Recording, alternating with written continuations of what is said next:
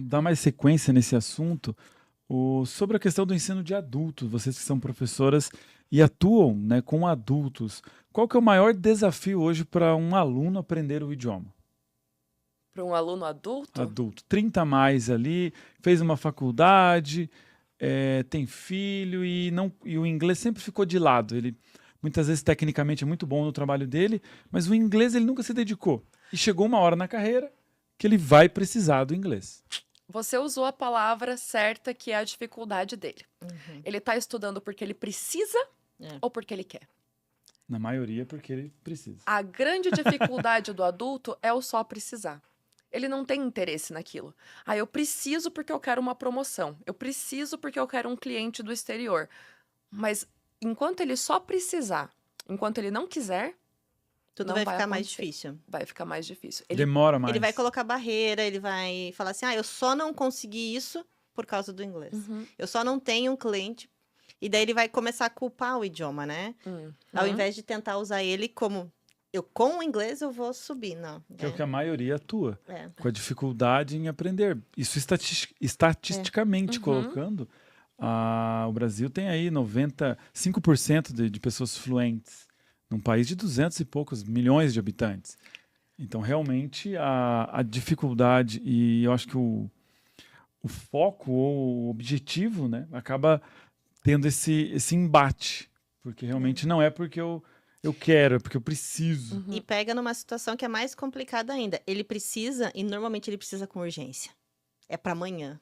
A minha promoção é mês que vem. Uhum.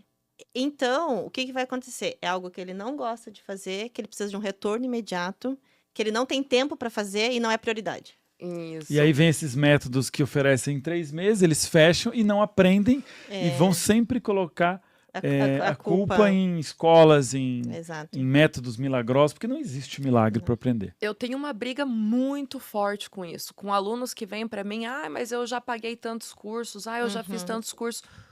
E é conversação. Gente, sim, conversação. Mas sem a base da gramática, não tem conversação. Não tem como. Sabe que eu falo muito para os meus alunos, quando eles começam muito a insistir nessa questão, porque demora, porque... E eu acho que até já falei aqui uma vez, você joga futebol? Não, nunca joguei. Então tá, então você vai começar a treinar amanhã. Quer dizer que em uma semana você já vai ser o Ronaldinho? Nem 10 anos. Nem 10 anos. Nem em 10 anos. Então, assim, qual que é, né? O que você tá colocando de esforço naquilo para daqui a 10 anos você ser Ronaldinho? E como é que você espera que um idioma, gente, é um idioma, a gente tá falando de uma língua, não é uma coisa simples que você pega e em 2 semanas você faz. Então, como é que você espera? Sem esforço, sem dedicação, sem contato. Sem interesse. Sem interesse, Sem interesse. né? Então, não tem como. Mesmo a pessoa mais interessada, ela vai demorar um tempinho. Uhum. Que ela tem que ter. Primeiro a base, depois entender, depois conhecer, para colocar em prática, né? E se ela não se esforçar, o processo vai ser mais lento. Se você não se esforçar para jogar futebol, você vai, né, em algum momento se machucar, você vai parar, você vai ter uma pausa, e daí, quando você volta? Não volta do zero? Volta Mas do eu já zero. fiz 10 anos de curso. Tá, pera. Como é que foi esses 10 anos? Aí eu fazia 2 aulas, parava. Aí, ó, o futebol que não foi pra frente. Quanto você praticou, né, depois desses 10 anos? Em qualquer atividade, qualquer coisa na vida que você vai A fazer. exposição é o Se que ele não tiver vai fazer a consistência, diferença. não Consumir. vai. Você tem que consumir o inglês. Eu falo, eu não faço milagre. Uhum. 2 vezes de 1 hora na semana comigo, eu vou te dar a receita. Só que você vai chegar em casa e você vai ter que tentar pôr aquela receita em prática. Se você não tentar pôr ela em prática todos os dias, não vai acontecer. Então passa aqui para os alunos, Agatha, qual a receita para você que tem mais de 30 anos aprender inglês? Consuma. Consuma. Consuma. Consistência. Se rodeie disso. Eu costumo brincar com eles. No vestibular, quando você estava estudando, você não colocava lembrete pela casa toda? Fórmula de Bhaskara, fórmula de química, fórmula do não sei o que, por tudo? Uhum. Por que você não está fazendo isso com o inglês? Ai, teacher, mas o difícil é a gramática. Não. O difícil é você lembrar o nome das coisas. Como é que é o nome disso? Como é que é o nome disso? Etiqueta. Etiqueta a casa inteira. Põe post-it pela casa inteira. Guarda-roupa, wardrobe. Todo dia você vai acordar. Wardrobe. E você vai lembrando. Consuma. Ai, mas eu gosto de sertanejo só. Não tem sertanejo em inglês. Tem country. Uhum. Tem folk. Ai, teacher, mas eu gosto de rock. Tá bom. Ouve um rock mais despacito. Que você consiga, né, acompanhar. Que você consiga acompanhar. Eu vou assistir uma série. Poxa, põe a legenda em português e deixa o áudio em inglês. Não precisa chegar, eu vou assistir tudo em inglês. Não, porque senão você vai se assustar e vai gerar um bloqueio. Ouve, vai se acostumando em ouvir o idioma. Quando você achar que está confortável com isso, aí troca. Passa a legenda para o inglês e continua com o áudio. Vai conectando. Escreve assim, mas fala assim. Porque a fonética deles é diferente da nossa. É bem diferente. É bem diferente. Então, vai consumindo. Pega uma letra de música, tenta cantar junto. Tem o teu momento Celine Dion ali. Dá aquele show em casa. Né? E o que ajuda? Uma vez que você está cantando, uma vez que você está ouvindo série, você está ouvindo diferentes sotaques, diferentes pronúncias. O pessoal brinca, né? Neither or neither. Uhum. E aí, teacher? Neither or neither? Por anos falei neither, depois mudei pra neither e continua sendo a mesma coisa. E continua sendo a mesma coisa. É igual você falar mandioca ou macaxeira. Mas o teu ouvido tem que estar acostumado, porque se ele não estiver acostumado, até com a escrita também, né? Porque ele escreve da mesma forma nas duas pronúncias. Falou neither. Mas o que era? Tá escrito. Eu lembro, isso aqui pode ser neither ou pode ser neither. Então você tem que consumir, tem que estar no teu dia a dia. Eu fui lá e dei a receita. Você praticou em casa? Não, teacher, só fui abrir o livro de novo na próxima aula. 5 minutos antes da aula, fui Aí fazer o homework. Esse processo é o que deixa moroso e a pessoa acaba se desgostando. E aí também entra o medo de errar, porque a maioria tem medo de errar. E por uma questão de imperfeição, não querem ser tão perfeitos que perdem essa... Eu digo por experiência própria. Até 2022 ali eu não tinha um medo de me expor a... Eu até sabia o que... vou entrar nessa conversa. Mas eu não entrava, com muito medo. Mas é errando que aprende. Então, Pois e aí é o medo de querer ser perfeito. E aí, depois de 2022, eu fui quebrando isso. E que a questão, a gente tem que ser imperfeito. Que é isso que vai realmente fazer aprender o idioma. Ou, minimamente, criar um gosto por ele. Porque eu confesso que eu nunca gostei. E é verdade, nunca gostei. Eu entrei na área de vendas e atuei como vendedor. E aí acabei entrando na área de vendas de idiomas, porque eu comecei a vender cursos de pós-graduação. Então eu sempre trabalhei na área de educação, vendendo pós-graduação ou cursos de graduação. E aí o inglês acabou entrando na minha vida, e aí eu só adaptei o modelo de vender de cursos de graduação e pós para vender curso de inglês, que a oportunidade é muito maior, tem mais pessoas que precisam do idioma.